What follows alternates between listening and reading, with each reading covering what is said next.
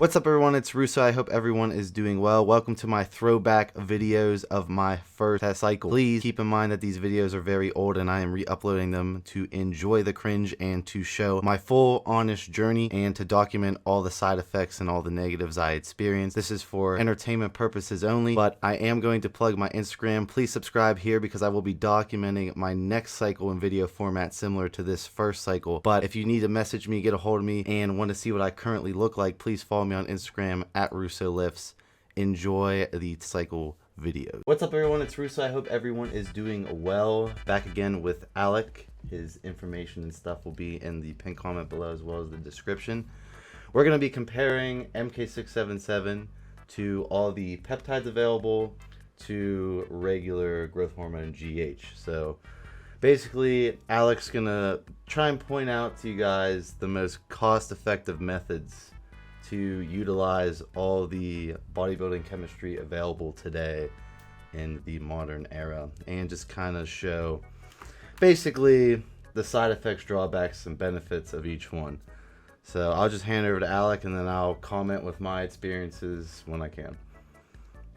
Right on. So let's get right into this because I've basically experimented with all of the three growth hormone releasing stimulants, so if I can call them like that. I've only tried CJC with DAC and 677 and IGF, right on, but that doesn't count. But if you look at what they essentially do, is they do the same thing, even GH. So the goal is to elevate your growth hormone levels in super physiological levels, and and thus also bringing your IGF-1 levels above physiological levels, or just higher than you have them normally.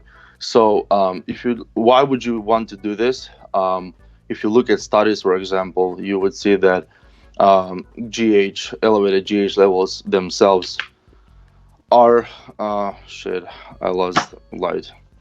So if you look at studies, you will notice that elevated GH levels basically induce fat lipolysis by also blocking insulin secretion, or should I say preventing insulin to shuttle nutrients, and also because insulin stores glycogen, amino acids, and fat as body fat. So you're blocking this whole process, which is good and bad. If you're creating insulin resistance long term, that's going to be bad. Yes. But let's mainly focus on the benefits in this case. So you're essentially going to burn body fat easier, and that's what you want. So in my opinion, because I've done all of this, first of all, people think that if they take GH, it's superior in every way, but it's actually not, because studies show that the maximum lipolytic effect, as I said prior, is not really dose dependent. It maxes out at around 1.20 IUs. So if you're just blasting mega doses, you're not necessarily going to burn more body fat. So ideally, you would want to have more impulses during your day, preferably when you're fasted, so you can burn body fat the most. So it's not a matter of having blast like huge levels, whereas having just enough to be optimally burning body fat. So in my opinion, because peptides and MK677, they are essentially signaling or making your pituitary release more growth hormone itself in pulses, one would benefit more actually from them, because you can time them around your workouts, around the time when you're fast and just being super active, and burn body fat that way without having the issue with you see with GH, that you have to use it multiple times during the day, because it's like you're stretching it out. Actually reap the benefits. It's like you're a slave to exactly GH all day. Exactly, and the side effects are worse because IGF-1 levels tend to build up. So a lot of times people, if you take pharmaceutical GH for the first couple of days, even a week, you don't see much side effects. But like suddenly when IGF builds up, you're getting you have insane edema, your insulin goes to shit, your insulin resistance you're becoming insulin resistant, and there are a lot of side effects associated with it. And a good argument for this is just take a look at patients who have acromegaly. So bodybuilders tend to think that GH is safe in general because like it's low in side effect, but actually it's not. If you Mm-hmm. look at patients that have naturally very high IGF-1 levels, and by very high I mean above 500, that's when they start noticing lower jawline growth, and actually they become slowly mutating and not for the good. So they are essentially wrecking their health. Their adrenal glands get taxed because GH interrupts and interferes with multiple um, processes in the body. It lowers, it fucks with thyroid production, so your T4 levels will drop, and coincidentally, you will have issues in the adrenal gland department Go because go the into thyroid go is into linked. T4 and thyroid for people who don't know, what T4 and T3 are and how So GH interacts with that. yeah, essentially T3 is the active thyroid hormone, which the body basically TSH kickstart kickstarts T4 production based off of how the body measures your endogenous levels, and that's like the negative feedback loop. So T4 gets converted to T3, and you have sufficient T3 levels. But the thing is, GH interferes with this process, and more of T4 is converted to T3, and you become your T4 levels crash. So even though you have elevated free thyroid levels, long term you have Mm-hmm. chronically low T4 levels, and this is not good necessarily because T4 is needed in a lot of tissues and organs such as skin, hair, nails, and other organs, and being deficient in it, it's not good. And that's why people think that, oh well, it's not big of a deal. T3 is just the only hormone that you need to look at, but it's actually not. So you want to have sufficient amount of T4 in Very your good point. system. Exactly. So I think the best viable option is either peptides or MK677 from a cost perspective, from availability perspective, because GH is often faked, overpriced, Not even kept and right bullshit by the time you get uh, it. exactly. So there are so many downsides to it, and even side effects. So and it doesn't necessarily even build muscle. So having insane IGF-1 levels is not. It's just counterintuitive to being healthy in general. So I don't think people need to be blasting and focusing on GH. I think it's portrayed in the industry that that's the miracle unicorn. It That's is the portrayed like secret that. to. What separates, the pros is like the No, chronic no. GH use. No, look at all IFBB pros like Mr. Olympia, Jay Cutler, Phil Heath, even old school bodybuilders like Lee Priest. Look at them at when they were 13, 14, 15 years old. They were monsters, bro. Like Mm-hmm. even before they touched weights, they looked like they were hitting it every day at the gym. So they are monsters. They are genetic freaks. I've seen people on just 500 mgs of test having like winning shows, like Yeah, my becoming best pros. friend's So like natural, and you would never believe it. Like he just picks up a exactly. weight and grows. He must have low myostatin or something. There are so many things to it, and using GH is not it. Yeah, And I agree again, 100%. take a look at people like um, Dallas McCarver, may he rest in peace, and even Dave Palumbo and other GH users, like high GH users, dose wise. Like, look at their face, like they have they don't look normal, bro. Like in the 90s, for example, you saw their heads were like I small in remember. comparison to the body, but now you see like the giant faces, giant skulls, nose, ears. Like that's not something that steroids are inducing. It's GH, and I It's a don't think it's long-term good. chronic GH abuse. Yeah, for sure. And that long term could be like for somebody 1 year, a year and a half. Like that, people tend to think like, oh, it's chronic abuse, like it takes years and years. No, it doesn't. Like you can start seeing problems as early as a couple of months, and studies show it. So uh it's not as light as people think it is.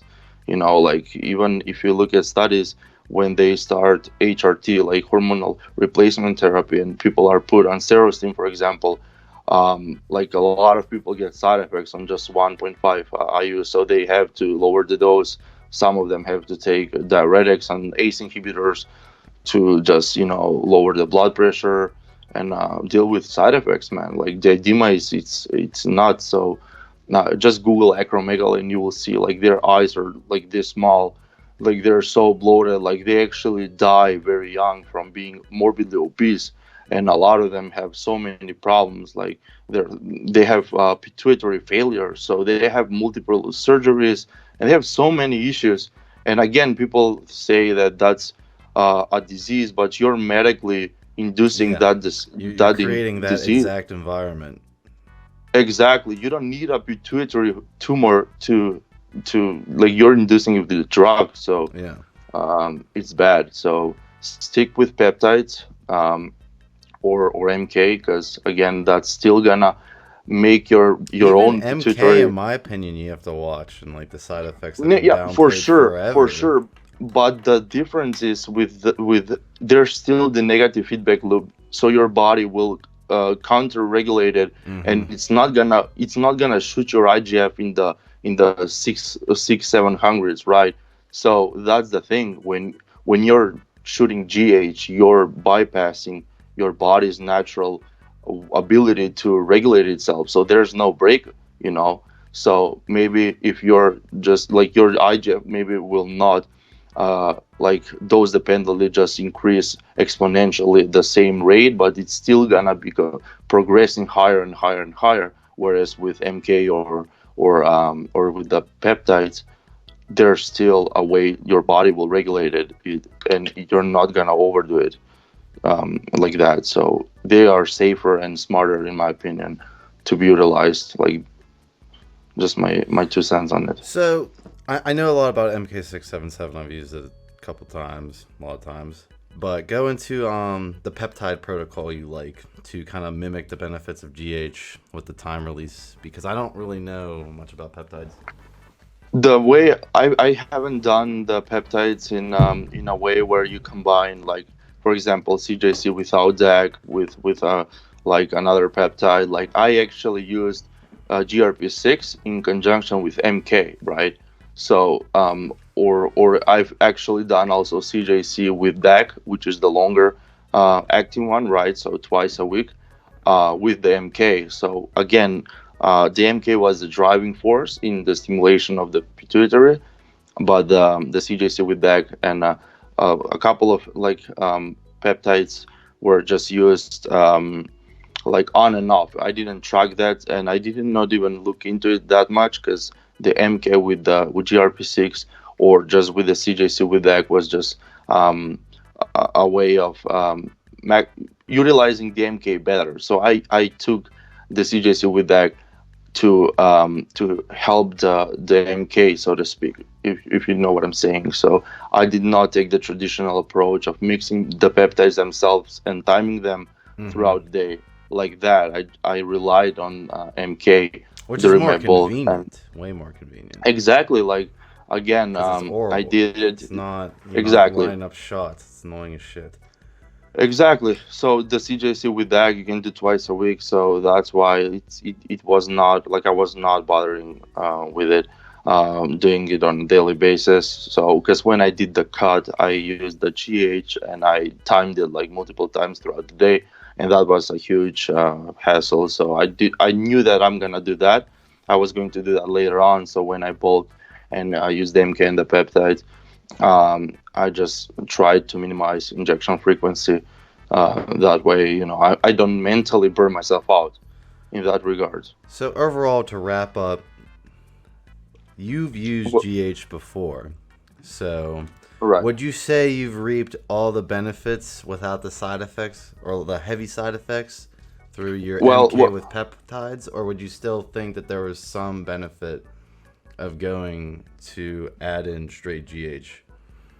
to be honest with you, I kind of regret using GH. Because as I said, I did have side effects. Like my lower jawline actually grew forward, and I have actually a consultation, and I'm gonna have to wear bracelets to pull the teeth backwards because my mom's a dentist, and she noticed that my bite was not the same as 2 years ago, right? So if I were to continue that and being ignorant in that, I would be like, um, again, if you Google the acromegaly patients, you'd see like their jawlines are so forward, the lower portion, and it doesn't expand in width; it's in length. So when you close your teeth, they do not close properly, right? Like there's like how do I say, like a gap, like that's not good at all. So I can imagine the IGF has done growth in other organs, right? So um, thankfully my heart is not enlarged, which is even weird because lifters tend to have Yeah. that naturally. My Powerlifters, heart's even great. natural powerlifters, have very large hearts just from the blood Yeah, pressure balance. yeah. So I noticed based on uh, echo scanning, my intestines are kind of enlarged, and that's pretty much it. But again, if my lower jawline grew, which it did, and like even X-ray showed it, um, like there's no need for me to continue in doing that. And again, I can just Google IVV pros that are like in their 20s and they don't look like their Hmm. face mutated, and like it's not even worth it. And it does not build muscle. Like when I stopped Yeah, it, when you uh, actually read into the literature, like I know you obviously do, you realize yeah, GH is not all what it's cracked up to be. That not at all, that the not at community all. puts out when you actually read the Yeah, science. yeah. Again, it's being perceived as the magical unicorn that is the secret to being shredded and big, because people cannot grab the genetics, and even it sounds cliche, but even hard work can be the main factor for somebody looking a certain way. And again, I steroids fucking 100% work, agree. and we know that. So maybe somebody is taking a fuckload of steroids, and that's the reason why he looks great.